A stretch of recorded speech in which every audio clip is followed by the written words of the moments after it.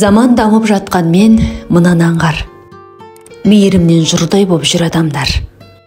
Ең үлкенін сауаптың алады екен. Бірінші боп кешірім сұрағандар. Бірақ бүгін көп адам мұны ұқпайды. Өзіне ешбір кінә жуытпайды. Сен ұмытып кеткенмен еш қашанда өкпелеген адамың ұмытпайды. Көңіліне қойсақта жара салып, менен оның төмен қой бағасы анық.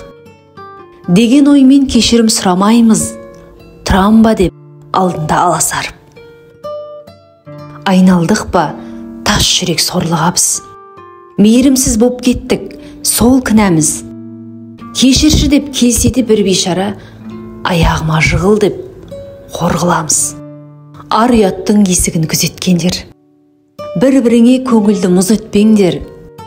Жақсы адам ол қатесіз адам емес, өз қатесін түсініп түзеткендер. Ерегеспен шығатын есінемі, кекшіл адам сауаптан кешігеді. Кешіріңдер адамдар бір-біріңді, кешіргенді Құдай да кешіреді. Көктен биік болғандай көкірегім, өкінемін, көп сөйлеп көкібедім.